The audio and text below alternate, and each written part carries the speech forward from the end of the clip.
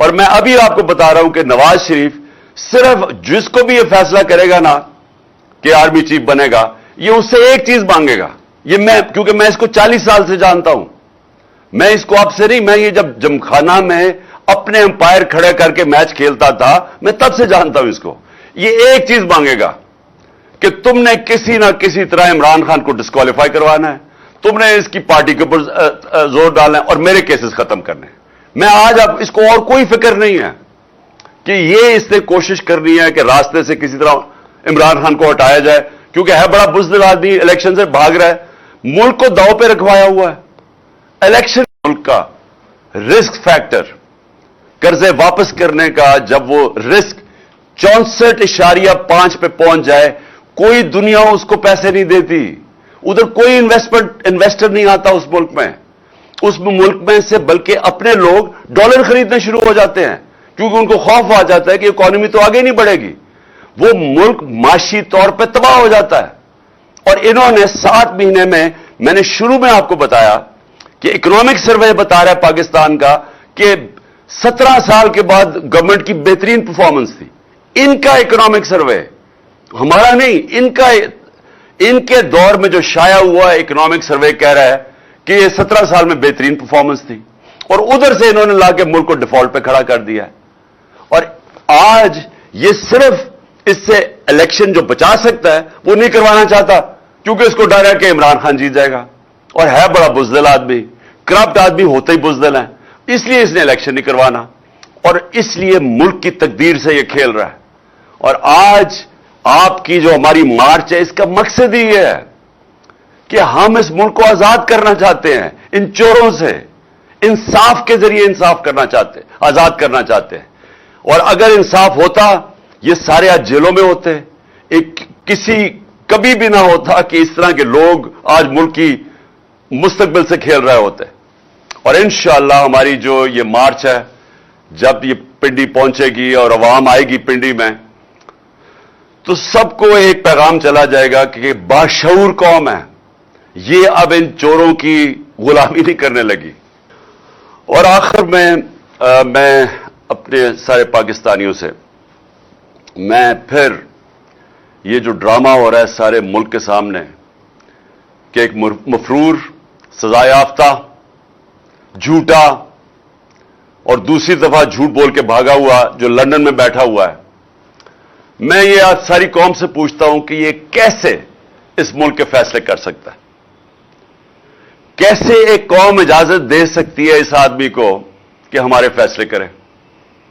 اور کون سا فیصلہ کرے جو ہماری نیشنل سیکیورٹی کا سب سے اہم فیصلہ ہے؟ اور اس کا ماضی دیکھ لیں، اس نے آج تک میرٹ کا اس کا مطلب بھی نہیں پتا. یہ فیصلے کرتا ہے کہ اس کے مفادات کے اندر وہ اس کے مفادات کو آگے کیسے لے جا سکتے ہیں. یہ فیصلے کرتا ہے کہ اس کی بزنس کو کیسے غیر قانونی طور پہ فائدہ ہو سکتا ہے.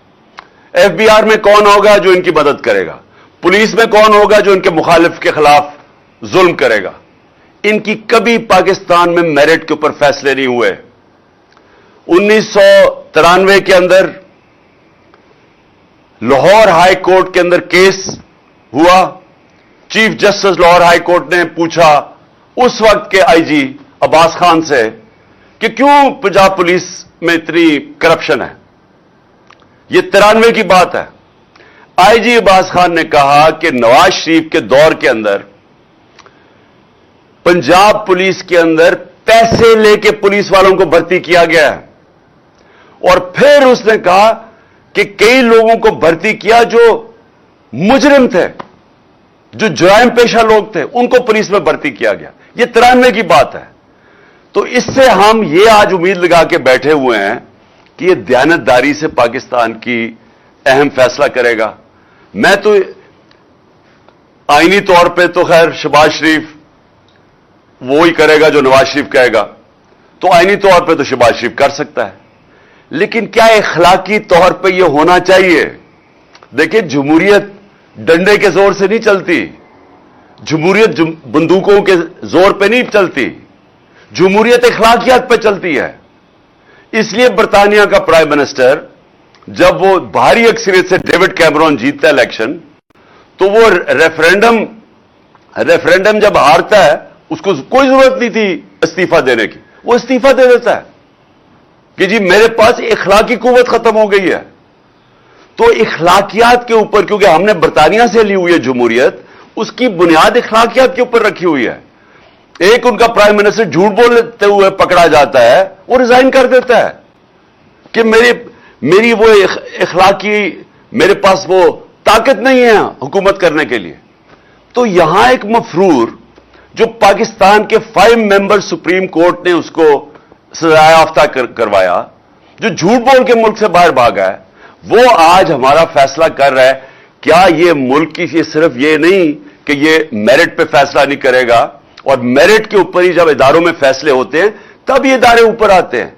मेरिट, इदारों को तबाह करना और मेरिट खत्म कर दो। तो दुनिया में मेरिट की वजह से इदारे मजबूत होते हैं। तो ये तो मेरिट पे नहीं फैसला करेगा, और दूसरी ये सारी कौम का, हमारी इखलाकियात का मजाक उड़ रहा है कि हम और नीचे गिर रहे हैं।